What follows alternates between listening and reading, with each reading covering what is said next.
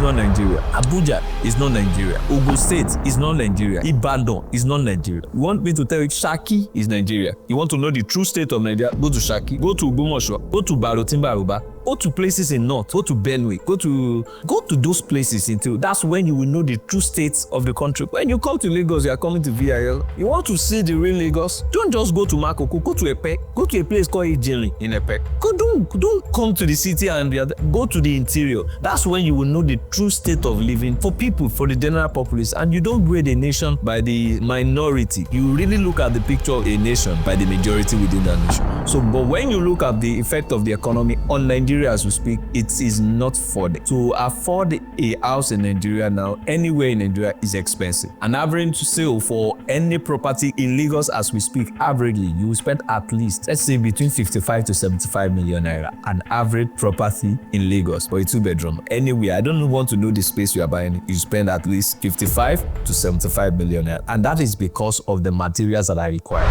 Welcome to Deal Landers, the podcast that uncovers the secrets to closing deals like a pro. I'm your host, Amara Musa, and on each episode, we invite industry leaders from real estate and beyond to share their insights and success tips. So whether you're a seasoned professional or you're just starting out, our guests will equip you with the strategies you need to elevate your deal-making skills to land that next big deal. Now today our topic is influence of economic factors on real estate deals, and speaking with me on that today is Bayo Lawal. Now, Bayo Lawal is the co-founder of Dukiya Investments, a real estate construction and development company. And just to show you how exceptional Bayo is, he was recognized as one of 100 most exceptional young Africans in 2024 by the Royal African Young Leadership Forum. Bayo Lawal is an inspiration, no doubt, a great mentor and a force to be reckoned with in the real estate industry. Welcome, Bayo. Thank you. Amazing. Well done. Bayo, I know you're a very busy man, and I'm so glad that you're here. Thank you. And I'm so glad that you're here to share insight, because apart from being busy, I know you're extremely knowledgeable. And that's why I'm so excited to have you here. So please, welcome to Deal Landers. Thank you so much. You are doing an amazing job. The space, very beautiful. Thank you. Thank you, Bayo. Now, I just want us to jump right into it, because this is actually a topic I am very sensitive about. Why? Because as an agent, I'm at the forefront of the action. I'm hearing all the economy is bad though, there is no money, oh, we don't have money to build though, please go and ask your clients for more money. There are all these dynamics. So in your own perception and from your own understanding, how do you think the Nigerian economy is faring, and what is the overall picture on the real estate sector? Thank you for having me. Let me say, you're doing an amazing job. It's good to be here with you. You're an amazing host. I've seen you over the years, metamorphose, do big deals in real estate. Yeah, you guys are the one cashing out. All right, it's good to be here. So looking at Nigeria overall, I think I would just base my analysis on the past 2 years since we had, a new government in town. It's been a lot of back and forth, a lot of trying to stabilize the economy, a lot of saying, okay, our economy was nosediving, we need to bring it back alive, it needs help.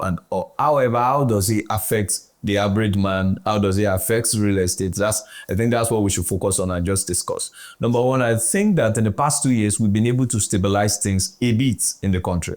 How do I mean? In the past 2 years, we've seen dollar on the average of 1,400 to 1,600. So you can typically say you'll be able to get dollar from 1,004 to 1,006. It's been around that particular region for the past 2 years, and so to a level, we can say that the economy has stabilized to a level, because you can predict, the prices of materials in the market, and you can predict your entry and exit into the market. However, I would say that when you look at, the effect on the real estate industry, it's big and it is huge. The reason is that majority of the materials that we use in the real estate industry in Nigeria, not that we don't have some of the material being produced in Nigeria, is the fact that we cannot produce the number of, units that is expected for the delivery of some of the projects we are currently embarking on. It's not like we don't have iron in Nigeria. We do,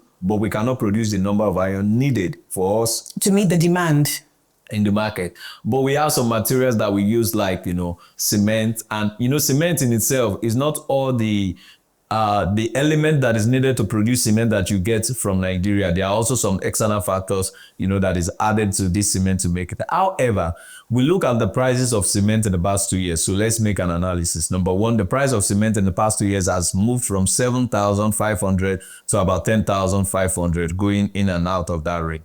We noticed that, Bua was saying he was going to reduce the price of cement to 3,000 naira at a point, and people were jubilating. But he did that. Who is Boa? Bua is also a cement, Okay, I see. A competitor of Dangote. Yeah, he's a big one. Okay. So he said he was going to reduce, the price of cement, and he did.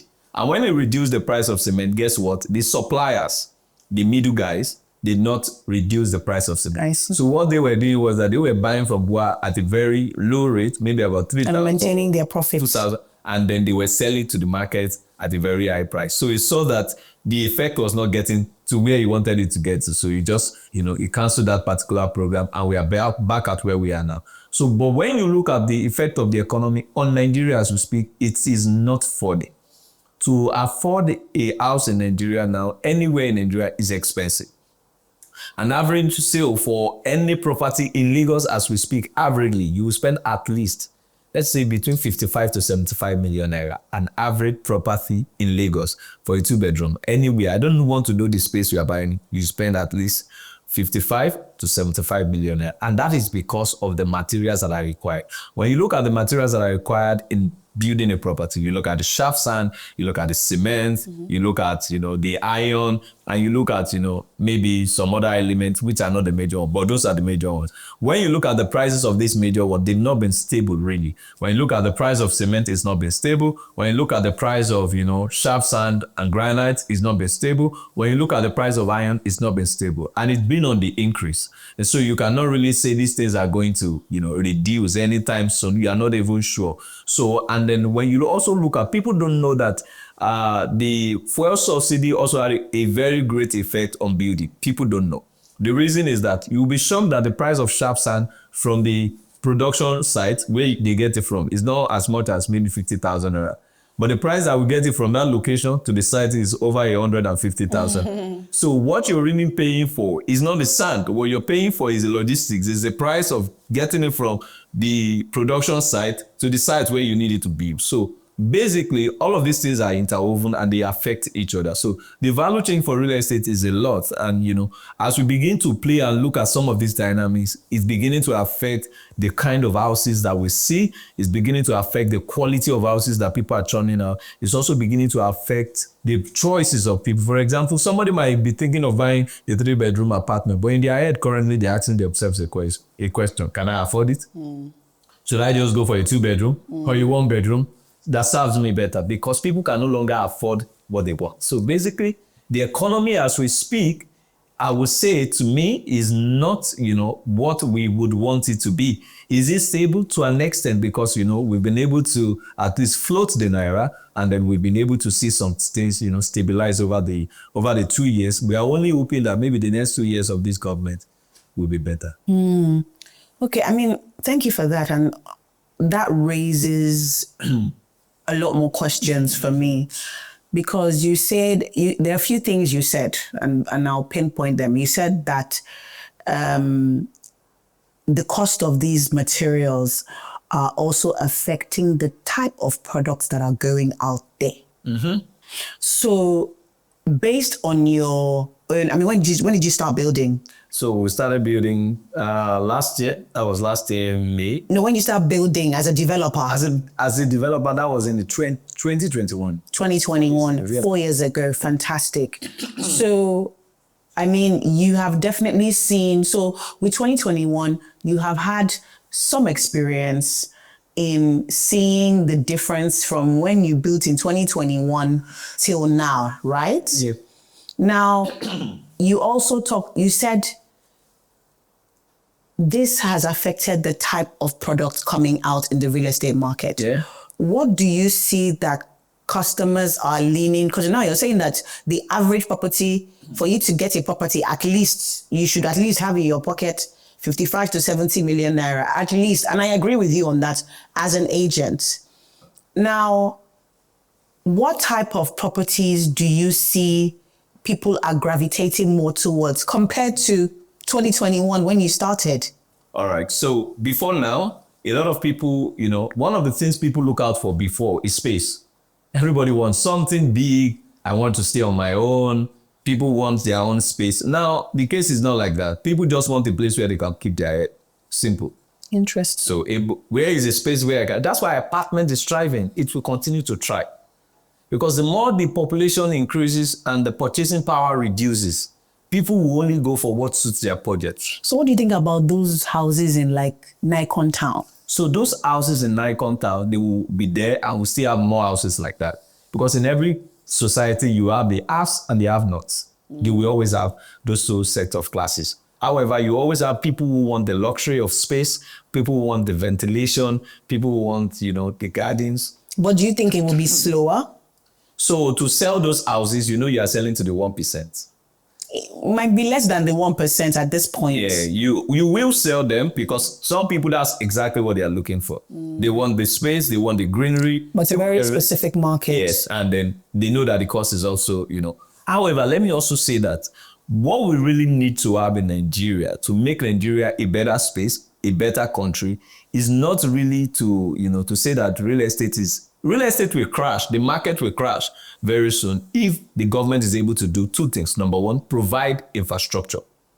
Number two, provide an enabling environment. I tell you, you'll be shocked as to how the market will crash. And what? By infrastructure, I mean, number one, provide roads from one point to another. Provide rail system. Let's say that, I live in Epe and then I work in VI. Do you know it doesn't take up to a 30-minute train, fast train, to get me from Epe to VI? Do you know that I can go through Epe through 3 means? I can either go through the road, I can go through the water waves, and I can go through a train. And how does this impact development? This is how it impacts development. It then means that we would decongest this particular system we currently have where everybody wants to come into the urban center. People will move into a place like Ekpe when the cost of building and the cost of buying, what is really cheap in real estate is not materials. All things being equal, in every part of the system that we have in Nigeria, the cost of material is relatively the same. The cost of buying cement in Ilorin, Kwara State is the same with that of Lagos. If there's any difference, maybe 200 naira or 100 naira. So basically, what is it? What is going to be different? Is the land. The cost of the land, yes. So if I can have the ample space of buying a land, let's say for 10 million, 15 million in Epe, and I can build something that I want, I will live in Epe and come and work in Lagos. One of the things we have to do in Nigeria is that the states around Lagos have to work together to make money off Lagos. I'm shocked at this point that Ogun State is not one of the best states in terms of, housing people. I know Ogun State is referred to as the industrial hub of Nigeria, but much more than that, Ogun State can also leverage on the growing population of Lagos, to make a lot of money. How do I mean? We can have some low-cost housing estate in Ogun State, but in order for those low-cost housing estate in Ogun State to be relatively impactful, then we have to provide what is called enabling infrastructure. Enabling infrastructure that can take me from Ogun State to Lagos State without having to go through any traffic. And if I pick a train, there can be trains that work within Ogun State. And Ogun State and Lagos State, they are interwoven. You can come from Ota, you can come from Epe, you can come. There are a lot of places where you can come. You can come from Abule Baitu. There are a lot of places where you can come into Lagos from Ogun State. What do we then need to do? Because relatively, the price of getting lands in Ogun State can never be like that of Lagos. It will still be relatively affordable and, cheaper than that. Compared to Lagos. So we can decongest a lot of, what is this generation looking at? Do you think people want to really live in Lagos? People want to come to Lagos to have fun. That's why that is December is raining. It will continue to rain. So particularly, it's not like people really want to live in Lagos. They like the idea of Lagos. So if I give them the idea of Lagos in another state, will they live there? Yes. if it's cheaper and more. And if it's easy to come into town and go out. You know, I was also talking about enabling environment. Government needs to provide enabling environment for, developers. If you ask me, I would say that in this country, I'm not seeing any government intervention. I was just about to ask you that. Because Does the when you government look give you any support? There is no intervention. At all? Yeah, there's no intervention. There's no. Like, is there any form of, if you were to develop something, is there any what's the word I'm looking for? Like when government, like abroad, for instance, governments can give you something upfront financially. So the way it is that in this system, we have to, thank the developers because the housing deficit in Nigeria is high. It's over a 25 million housing deficit, rather. When you look at that, compared to what is going on. Sorry, the word I was looking for was grants. No, there's nothing like that in this system. There's nothing like that. So what I'm saying is that we are saying we have housing deficit. I'm not saying any government subsidized system to enable developers do bigger projects. For example, can we have lands accessible to developers who are willing and ready to build, who have the capacity and financial muscle to build, while the government is giving them this land at a reduced rate? Even if Dangote cannot give us cement at a reduced rate because he's a businessman, but the government should be able to provide an enabling system, policies that help developers thrive, rather. So many of the developers are, I don't want to say self-built because nobody is self-made. I don't want to say self-made, but I would say that they are thriving and trying on their own to make these things work. For example, you're already buying even if you're buying a land from government, even in Lagos or any state, they are selling that premium. If you say you want to get the government allocation from a Lagos state, the minimum you will get is from maybe 7-8 million naira and above. It's already expensive. By the time you start paying all of the other fees, before you know it, the cost of that land, maybe it's even a waterlogged land. By the time you start feel like, the cost of the land is always maybe minimum 15 to 20 million naira. The question is, the land is already expensive. Okay, Bayo, I hear you. I honestly hear you. However, I also feel from experience that a lot of developers are hiding under the umbrella of the environment is not enabling, inflation, cost of cement. And that is why, does that give you reason to delay a project from 2 years to 5 years? Okay, so. I mean, is this, in fact, I call it bad behavior. I agree with you. So, and then in return, the developer comes and tells the subscribers he needs more money. So I would really like to hear what you have to say just on an episode we spoke to Tokwe Rusewe, CEO of Dutum, and we raised this same issue as well. I can't remember the topic we were talking about, but we're also talking about, we're talking about developers building trusts with their customers. And you see, it is one thing to blame, because it is a business at the end of the day. Yeah. And when you get into a business, you must manage your risks. That's what they call risk management. So when you manage your risks, you then know, and you know the kind of environment you are playing in. You know the government has never been supportive. You know that the roads are bad. You know cement goes up. You know iron comes down or goes up. You know all these issues. All right. So I want to understand. There are two things. There are two things, yes. Why go back to your customers? And why delay the project? And why delay the project? And the third arm of that is, what do you do personally to manage risks that other developers can also learn from? All right. So I will say that when there is something that is good, there will also be something that is bad. The reason why we have good developers is because they are bad developers.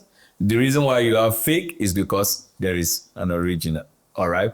And so I would say that I would not blame a developer at first because I'm also a developer. So, however, I would say that there are some bad developers. I agree 100%. There are some bad developers. There are people who don't understand the place of numbers in real estate. There's something we call numbers. Before you start any project, some people just get a JV or they get a land and they just start. they have not done the costing of what will start the project and finish the project. And they come to you, Amara, and say, Amara, there's this project I'm doing, you're my friend, we can jump on the project. And you're like, how much do you want said project? They are like, oh, by the time we are done, we'll be selling a 2-bed for maybe 150 million naira, but you give me 70 million naira today. I can collect it from you. You know, we are just starting, we are like, off taker and all. But guess what? He doesn't know that the cost of finishing that 2-bedroom might just be around maybe 100 million naira. So he's already operating at a loss, collecting that 70 million. So many people don't understand numbers. You see, real estate is a game of numbers. The moment you don't understand your numbers, you failed from the beginning. So the first thing you want to do is that you want to sit down essentially and look at the costing of this project before you even start digging any foundation. First, look at the cost. Give it to the people who do the costing, the QS, let them sit down and do the costing. Look at your drawings, the structural drawing, if they can tweak it in such a way that, is less expensive because, structural engineers are different. Some give you some. For instance, maybe use aluminum railings instead of glass railings. That's not what I'm saying. What are you saying? Structural element, for example, the pillars, the beam, the foundation, the raft, and all how they do it. There are ways in which some people do theirs. There are ways in which an engineer can share the loads on all of these, piles and all of these points that makes it less expensive than another engineer. So structural engineers are different, and they can, it's just like going to VI. There are many routes in which you can use to get to VI. So there are many ways in which, but the cost plus or minus might not be less than maybe 2% of someone's own one, but it's not always a very big margin. But those those small margins, yes, a lot. And then the structure too, the architectural facade of the building costs some people a lot. You can look at it again and say, this architectural facade, can we change some things to make it less expensive? Because there are certain things you can tweak before you go ahead with the building. Then look at all of those things. Then before you then pass it around to the person who sits down, who is the QS, and look at the costing. In QS, they can give you minimum. They say this one is the minimum we can do. This is average and this is premium. Mm-hmm. You then choose which class you want to play in. Some people will say, I will do a mix of it. It won't make the project look the way you want it to. Mm-hmm. I would say you can do a mix of the premium and the average in such a way that you can say, for this place, I can't compromise on some of maybe the wares. Okay, the toilet wares, the tiles I'm going to be using, the way I want to screed the walls and paint it. You can tweak some of those things into delivery. The place in which you cannot compromise is the structural element. You have to do what is right on the structural element if you don't want trouble. So what I would say is that many developers will go back is not because, they didn't is not because they didn't calculate the cost. It's because inflation met them on the project. For example, as at the time we started the project, let's say we're buying cement at 7,000 naira. We had already done the costing and said that for us to finish a 2-bedroom apartment in this place, costs is 70 million naira. Okay, our profit on this project, let's add another 10 million naira. That makes the project 80 million naira. We started selling at the rate of 80 million naira when cement was 7,000 naira. Mm-hmm. In 6 months into the project, you paid outright. Mm-hmm. 6 months into the project, mm-hmm, cement went from 7,000 went from 7,000 to 10,000. It means that from that point, the developer is already at loss. What can the developer do at that point? The first thing the developer should do is to try as much as possible. Professionally. Yes. Because agreement is agreement. It's binding. The first thing to do at that point, professionally, which is what we recommend which is what we also do. Don't sell all the projects. Keep some. Yeah. If you've already sold all the project, there's no way out. If you have to deliver that project, you have to go back to your customers. Let me say this. If you've sold all of that project at that entry point of 80 million naira, and cement went from 7,000 to 10,000 naira, if you have to deliver that project, you have to go back to your customers. If you don't go back, they won't even see the project. You will not deliver the project and they won't see the project. So the right thing to do is that while you start a project, you must have limitation to what you want to sell per time. As we are starting this project, we have a 20 unit. We will sell 5 to move into site. Do you understand? And while we go on, we look at the market and how things are going. For example, okay, somebody will ask me, why didn't the developer stock up? He has already collected all the money that he needs. The money is available. Why didn't he stock up on all? Why didn't he buy all his materials from the get-go, from the beginning? Buy all of the materials. So that he can lock down price. God bless you. A lot of developers also do that. That's another way. Let me also mention that. That's another thing to do as a wise developer. If you But then that also requires warehousing. yeah, it needs a lot of space, a lot of, but if you've gotten all of the money, that's what you should do. But if you have not been able to mitigate all of those things, the right thing and the professional thing to do is to see how that, number one, you can try within your means to deliver that project. But if you can, for the sake of posterity and for the sake of value for money for those customers, please reach out to them. Create an independent body who will do an evaluation of where you are currently on that project and who will then come in to help the customers to finish. The mistake I think a lot of people make is that they also want to do the finishing for the customers. No, I feel that if you have defaulted as a developer and you are not able to deliver the project again and you have sold all the units in the estate, You can give them the choice. yeah, you bring an external auditor in, an external party who evaluates what level you are currently on the project and is able to transparently tell the client that for us to finish this project, each person will need to contribute a minimum of 10 million or 5 million as the case may be. And they pay the money not to you as a developer, but the external body who will be responsible to finishing that project. Yes. So that the keys, because it's a trust market. The moment you lose the trust, you cannot difficult to gain it back. You see, yeah, it's a lot. So what I would say to that is that for developers who are writing back to their customers should understand that it's their right to ask questions. They should also understand that market is changing and sometimes developers are not prepared enough for this. A lot happens in the market that you cannot control. A lot happens. There are money that even a developer might not be able to tell you is paid. People will come from the street. For example, where I'm building at Ekate, there's a security fee we pay yearly.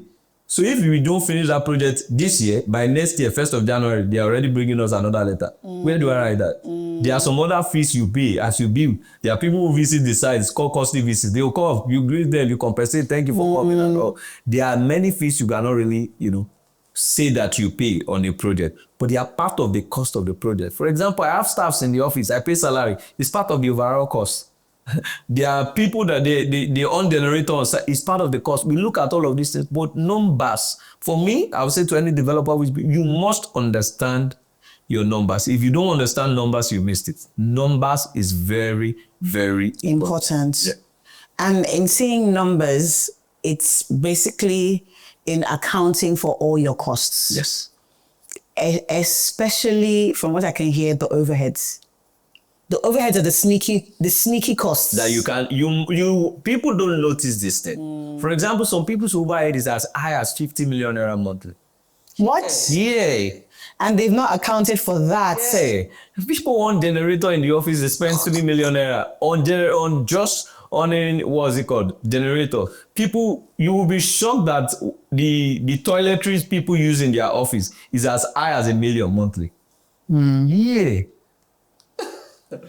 I feel you on that. And I can definitely, even for not a development project, even just day-to-day work, there are lots of expenses that we don't account for. It's just that the difference is that when you are delivering something to someone, you definitely have to be more careful about the cost that you're incurring. Very important. And the someone in this instance are buyers, your stakeholders, people that have invested in you. Mm-hmm. So, and I love the fact that you said once trust is broken, it's very difficult to get it back. It's a lot. So based on, you said that, I know you, apart from doing 1 and 2 bedroom apartments that you currently do now, because you said that what people are looking for is just, where to put their heads. And so have you seen that there is a increase or decrease in investment properties versus properties that people want to live in based on what's going on in the economy now? Because for me to invest in a 2-bedroom apartment, it's because I have disposable income and I want to invest that disposable income. And I have the free cash, so to speak, to be able to put aside to preserve this asset. But then a living house is me putting together money for me and my family to have an abode, where to shelter my head. So what effect do you think this has had in terms of, has it had any effect? Is there no difference? Or are Nigerians just flushing in cash? Like people always assume there's money in this country. Oh. You're just not the one that is seeing it. So that's a very, very sensitive question because I don't even want to go into rent. Right. Rent is Crazy. Let me just leave it that way. Yeah. If you ask an average Nigerian now, they want a space of their own, something they can own and just forget about paying rent. An average Nigerian. I'm not talking about the upper class. No, I mean an average Nigerian wants to leave this rent rat race. They want to leave it because they don't know what the landlord can bring tomorrow. And their landlords are increasing every year. Basically, when you see people just want to buy a space of their own and say this is because many people now work remotely. They don't necessarily have to go to the office. So many people, but they still want to stay around Lagos. They want to be in Ikeja. They want to stay at Magodo. They want to be in Lekki, Chevron, VI and all. They still want to be, but guess what? They want a space of their own. I know people who have condos and that's all they have. But it's theirs. Yeah, it's theirs. They are not paying. So a lot of people who are investing, they are investing because there are people who call market speculators. They know that, okay, when I'm buying this project is selling for 100 million naira. By the time they are done, they should be selling for about 180 million naira. They can buy 5 units. Those are speculators. All right. They buy 5 units and they wait for the developer to finish. If they are lucky enough, the developer is able to deliver the house. By the time the developer is delivering the house, maybe in 24 months, in 18 months, they're already gaining about 50 to 60 million naira profit already. And they sell. Those are speculators. Those ones, they buy and some people are, they are into the short-let business. They buy, furnish it all, and they use it for short-let. People come in, short stay, and all. That's what some people are using theirs for. But majorly, I would say if you ask an average Nigerian on the street, a lot of people are already thinking of a place that is called their own. They don't care how small it is. They just want to leave that rent-paying scheme. So when we're talking about, when you were telling us about structural engineer, looking at the building and all that. So there are some things that there's some things you can sacrifice in order to cut your costs. But at the same time, I think real estate is almost like a dog-eat-dog industry. You come there, you come to a space, so it's only you that is there. And you really think that you have firmly put your... Yes, exactly. But then before you know it, Emeka has come down the road. There's another building erecting up. Before you know it, there are high rises all around you. So as much as we want to cut costs in this economy, how do we stay competitive, especially as developers? What are the things you have done to manage that cost but still stand out? So I think that as a developer, one of the things you must do is to understand your audience. Who am I building for? If you understand that, you won't be struggling on your projects. You have people, there are projects you walk into. We tell people when you come to our office, it's not like you tell us you don't like what we are selling. You don't have the money, you can go, it's okay. You will come into space and you will tell yourself about you. It's not like we tell people that your regret is that you will say, I didn't buy more. Because you'll be happy. So understand your audience. What are these people looking for? Number one, a functional space. In Nigeria, we like space. We just want that place to be big. On our end, whenever the space is big, that's the real thing. So when you are building, you build with space in mind. It might cost a bit, but it pays at the end of the day because you always have a lot of people who love your space because of, the space that it gives to them. Let me put it that way. So for example, I would say for a developer, number one, don't compromise on quality. One of the feedback we've gotten from our project, I don't want to mention it, but we had some great celebrity, big guys walking to our project. They didn't even know where they want building. They were just walking past and they came and they said, wow, who is building this project? Who is building a project like this? Why? When they saw, because we did not started doing block work until we're done with the frame structure, which is what I would advise any developer to do. When you do your frame structure and people can see it, it gives more trust because it shows the quality of the project. You don't start putting your blocks yet. Just let them see the skeletal structure, what What's the skeletal structure made of? It's just a column slab, column slab, Okay. column slab. Okay. You see it. That's what they do majorly when you see high rises. They don't put the blocks yet. Right. Or they don't put the bricks yet. You see it, and it instills trust in the mind of the customer, because you can see, because that place you can't hide what the structural elements are like. Right. You can't hide if the beam is well done or not. You can't hide anything, because it is just the structural elements. So for me, I think that developers should also invest. You can't compromise. Structural elements, no, you can't. There's no, you can, if the mix ratio that is given to you there's a way that you calculate it. You should know the mix ratio that the engineers are using. If it's 2:1, there's a way 2:01 or something. Just follow the mix ratio.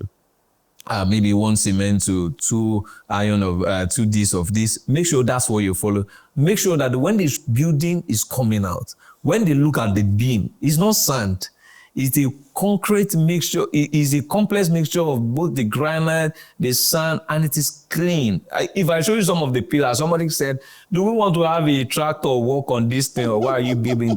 Because at the end of the day, when you build with trust, even you have some level of confidence and joy. You are not, the money you are willing to spend is not, you are not spending money on things that are excessive. You are only spending on things that are important. When you get the structural element right, you are not scared of anything that can happen. The facade, the painting, the floors, you put WC, people will remove it. Exactly. Yes. So you basically wasted money. So basically, just do the minimum standard for them. Make sure that it is clean, it is pre. But people are not using carpet tiles. You put tiles, they will come and buy all those carpet tiles and put it on it. People will sometimes run the entire place. So basically, they will come and screed again, change the paint, you put white, they put yellow or something. So those ones, it can be tweaked. People can change it to suit their own preference. However, there are major elements that can never be tweaked. Which are the structural elements. Those ones cannot be tweaked, and it has to be done the right way. Yeah. Fantastic. So you said that government offers basically little to no help, understandably. But what about financial institutions? So I think that in Nigeria currently, you see a lot of people taking CP, that's commercial paper, and all, we've been approached by a lot of banks, to take some. Because I've never really understood it, but you see, for instance, a development, like I was watching something on Instagram where a developer, this head of a mortgage institution came, cut the ribbon of the estate, and they were like, "Oh, big thanks to a major contributor, something mortgage company." So, like, what do you think that relationship would be about? So, question: does it exist? Yes. Is it accessible? Can you access it? Are you not a Nigerian? Can I access it? I mean, a developer. A developer. So the question is, there are developers who have cash flow. Okay. Who have cash flow. Yeah. Okay. Who are building, and what they are building, let's say somebody is building about 20 hectares. He's building on the entire thing. He knows in his mind that there's nobody, we don't have the population that can buy everything yet. The only way I'm selling this thing is to scale with what we call mortgage. The mortgage system is there. But the question is it readily available to the public?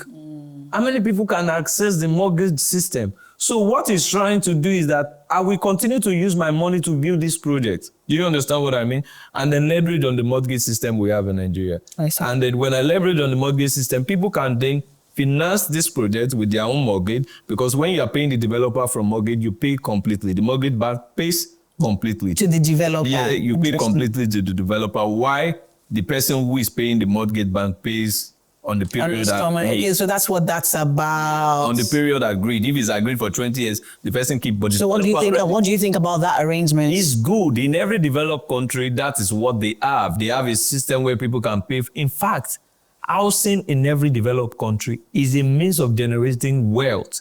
Those are some of the things that when we say sustainability, sustainable economy, what we are talking about is the fact that we can flip one thing over and over and over again. If you go to UK, one house that people are living, you'll be shocked that over 10 generations has lived in that house. 10 generations. So it's been passed from 1 to 10 persons that have owned that particular building. Guess what? Who makes the money?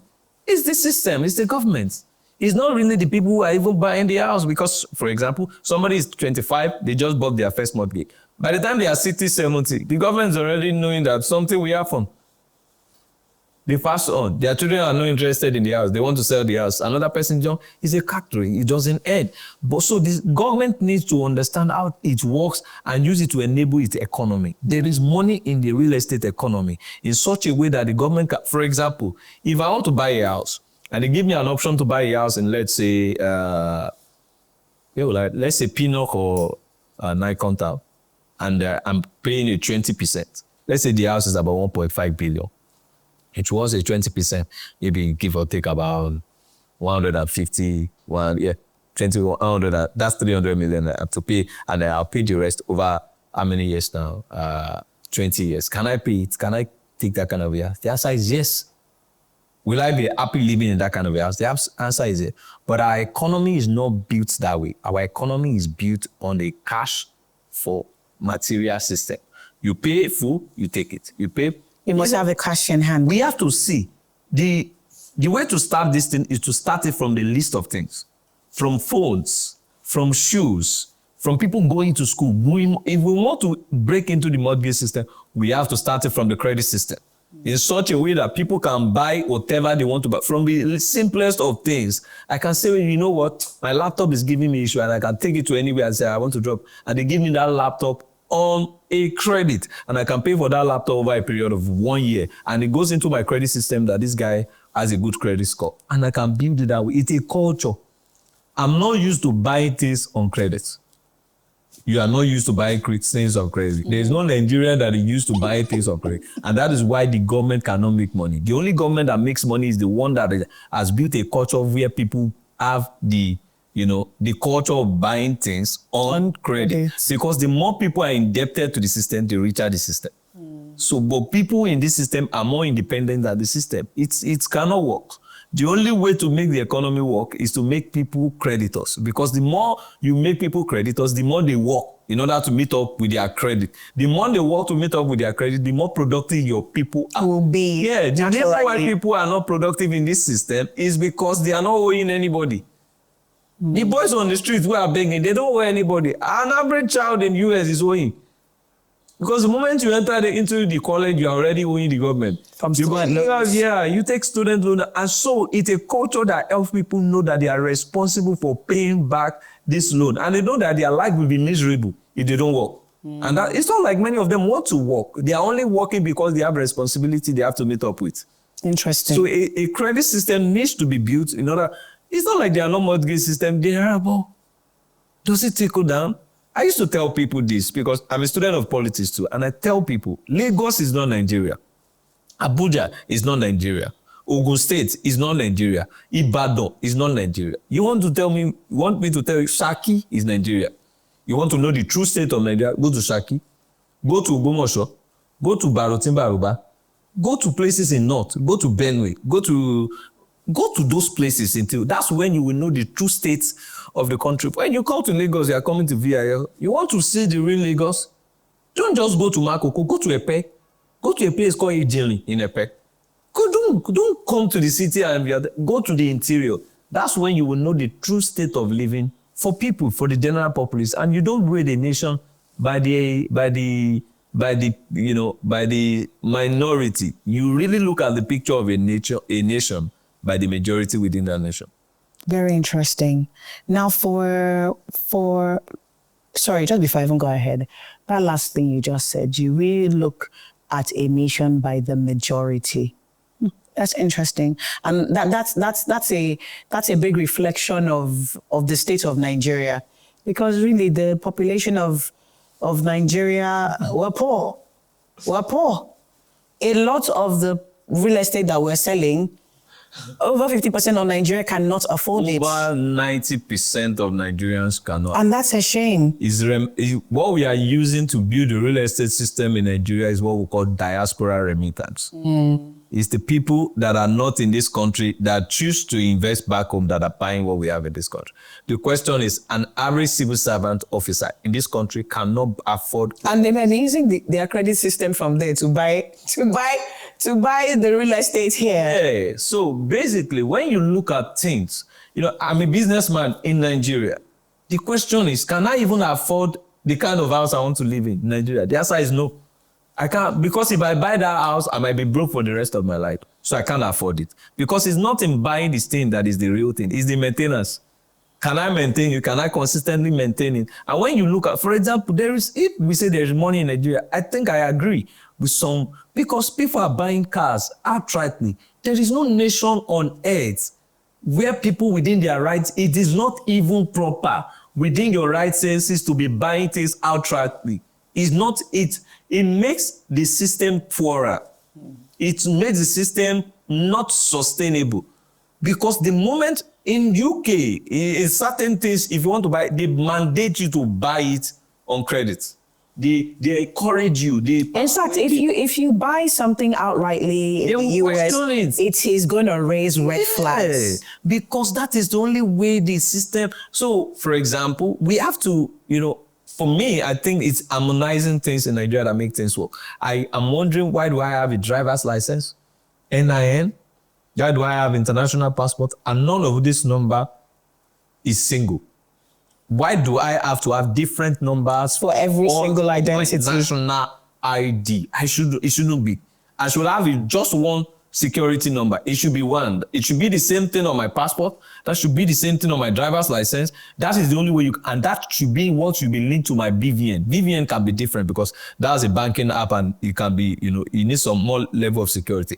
But with one number, you should be able to get everything about me. So if I'm going to the bank to borrow, is that just one number everybody needs? So if I borrow from GT does not have prosperity itself. The moment he inputs that number, you can see if I borrowed money from Access or any other bank. Do you understand? So they can say this is this person's credit score. I'm taking my child to school. Why do I have to pay so much to get a child to school? The question is, can an average person in Nigeria take their child to a government school?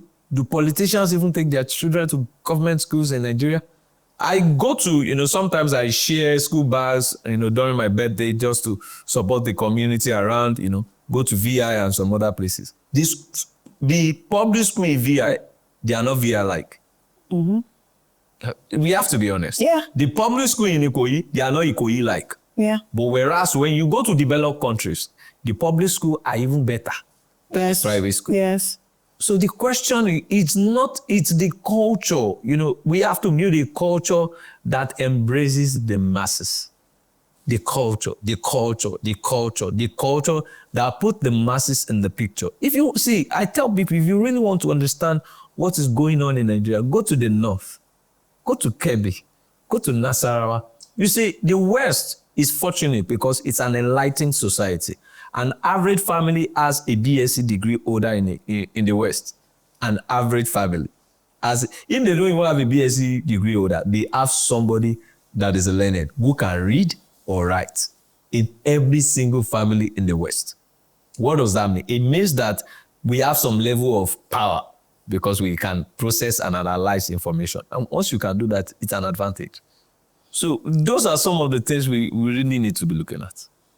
So a young man wants to develop, a young lady wants to develop, or a retired wealthy man wants to decide he wants to start developing. What is your word of advice if they want to play in this economy? I tell people, get knowledge first. For me, I'm very big on knowledge. I read a lot. I watch a lot of stuff. Till midnight yesterday, I was still watching some stuff, talking to me about my life and what I do generally. People don't get knowledge before they jump into things. And that's where a lot of people make mistakes. When we started our project, we were almost duped. Yeah, how do I make? We gave the project to somebody we call a contractor. We are a developer. We don't have to be, you can pay somebody to do it. Guess what? The guy has, what they call load the bill in such a way that by the time we are done, even no matter how much we sell, we won't break even.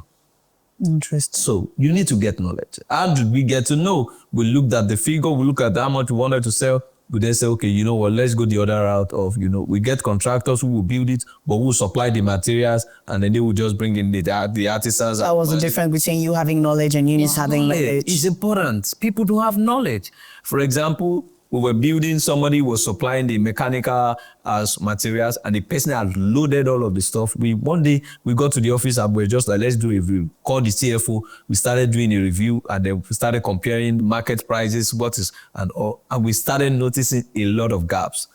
And from that moment, we saw that we are already losing money, and we just had to cut out the deal. So knowledge is important. Don't just, anything that is good is okay to be good, but before you jump into it, get knowledge. Know how those things work, so you won't be stuck. A lot of developers are stuck because they don't know how. Or let me just quote from the Holy Book. It says, the labor of fool wearieth them all, for they know not the way to the city. The how is very important in everything that we do. How does this work? My wife, sometimes we see some things online, I'll push to me, I say, we can do this. I tell her, I don't know how to. It's important. If I don't know how, I don't know how. Anything you put your money into that you don't understand the entry and exit, you already lost the money. Before I invest any money into anything, I ask them, how do I put my money into it? And if I want to take it out, how do I get it out? People don't ask those questions. And that's how people get stuck. You want to start a building development. You don't even know what type of foundation you're going to do. Are you going to do a cellular raft? Are you going to do piling? What type of foundation is required for that project? There are foundations that would have cost you over 150 million naira. In your mind, they are saying, in this area, when we look at it, it's not by what you look at, though. It's analysis, is a technique. There are people who are skilled, technical ability, structural guys who will come to, they will do a soil test, look at the soil test performance, and then go and use that soil test to determine what kind of foundation should be put. Do you know that? Do you know the depth of what the foundation should look like? What level are you doing a 4th floor? Are you doing a 3rd floor? Do you know the kind of pie cap that should be done? Do you know you don't really have to know, basically, but you have to know the people who knows. And then you have to be with the right professionals. And you have to trust them enough. And how do you know if they know? It's by looking at it and also be involved in some way. For example, we have a site, and then there are a lot of people on site. Do you even know how to manage? Do you know what it requires to manage people on site? So God forbid somebody falls from the site. Do you know what is required? Do you have somebody who is technically inclined to attend to that person? It's a lot of back and forth. It's juicy. There's a lot of money there. Yeah, it's like the new oil. Everybody wants to jump into it, but a lot of people are burning their hands because they don't. Project that lasts 1 or 2 years, I'm not sure you can make profit. Wow. The real juice in real estate is your ability to deliver within timeline. That's the juice. I'm telling you.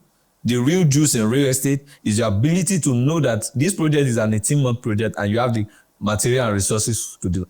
There's a project on my street. When I'm going home, I see that project. I know when they demolish the house they built on. That project is not up to 9 months. They are roofing as we speak. They are plastered. I told myself, because I was telling my partner, that we need to go and see that developer. And because I want to understand. So when you say timeline from when? Yeah, you have to know timeline from where you start the construction. It's important. From when you start the foundation. Yeah, to when you're going to finish. You need to know, because that's your money. There's something called the time value of money. Your money is in time. Time is money.